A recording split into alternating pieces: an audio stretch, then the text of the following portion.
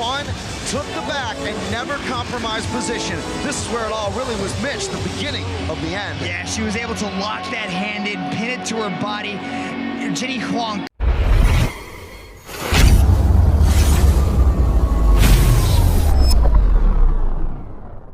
Underway here in this championship bout.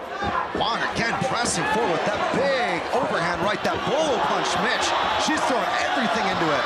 Yeah, I like the change of levels that she tried right there, but Angela wasn't having any of it, knew exactly what was coming, deflected the punches, and entering back with shots of her own. I like how she's disrupting the stance of Jenny Huang with these low kicks. They're not just your typical, Thai-style roundhouse kick to the leg. She's using push kicks, trips, and sweeps to that leg to disrupt the stance and the balance of Jenny Huang.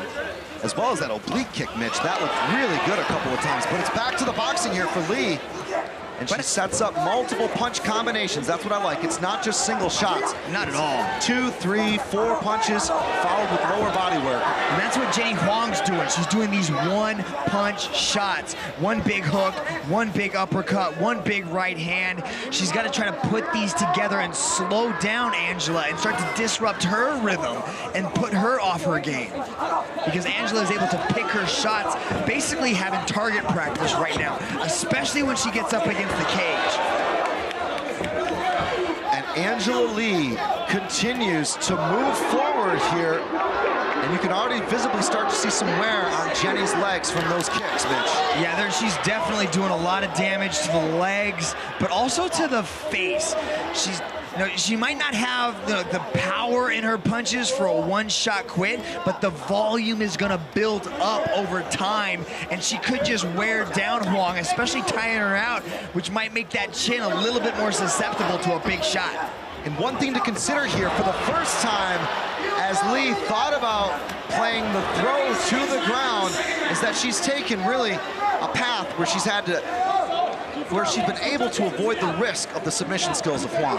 Yeah, Chris, you gotta wonder, is Angela Lee's mind starting to change? So she's hit her with everything she has, all these combinations, big right hands, all her weapons from the stand-up. Maybe she wants to take this fight to the ground and finish her up a little bit and change her strategy. And a huge right hand lands from both. We continue the proceedings here. Round 3, 5 minutes on the clock. Jenny Huang, no doubt, landing some backwards. Huang, though, patient, trying to pull the counter, trying to time something, looking for that Hail Mary.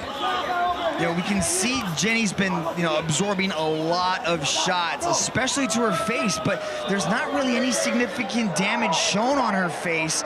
So she's either got, just skin made of absolute leather, or, maybe she's evading these punches and really slipping a little bit more than we're realizing. Yeah, you can see the way she turns her face to avoid at least the majority of that power. And more importantly, I think what Angela wants to avoid here is punching herself out, Mitch. She's got to be clinical. Yeah, you got to wonder, does she have the gas to do this for 5 rounds? But we've seen Angela go 5 rounds, 5 hard rounds in one of the most entertaining fights we've had in one championship. So I believe she's got the gas tank to continually do this, but she's got to be careful. Now she chooses to take this fight to the ground. Beautiful head snap takedown there. Excellent control there from the front headlock position. And Lee, now with 2.5 minutes on the clock, certainly has a number of options from this position. But Jenny Huang is very skilled on the ground as well. That judo black belt. She recently got her purple belt in Brazilian Jiu-Jitsu.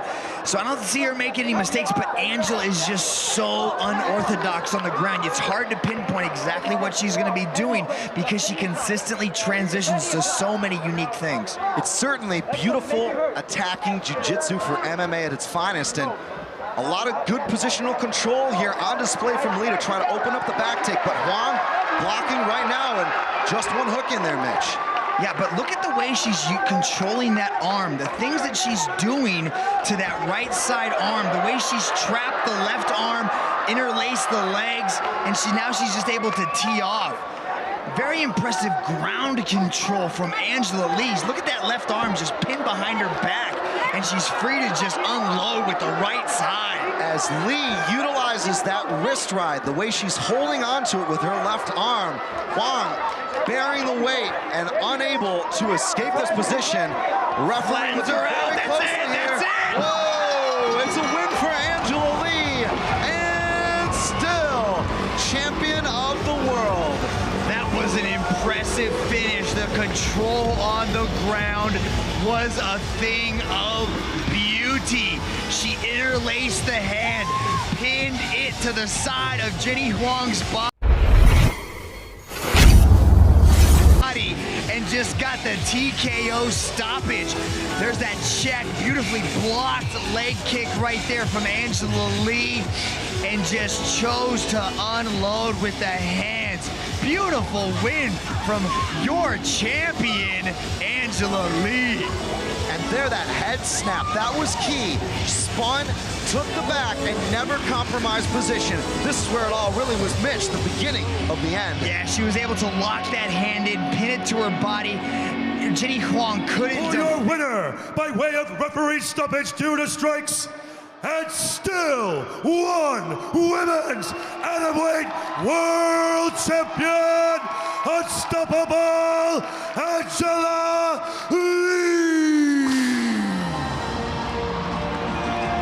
And it's a win for Angela Lee here tonight at One Championship Warrior Kingdom. And what a beautiful win it was, as she remains the undisputed atomweight female champion of the world.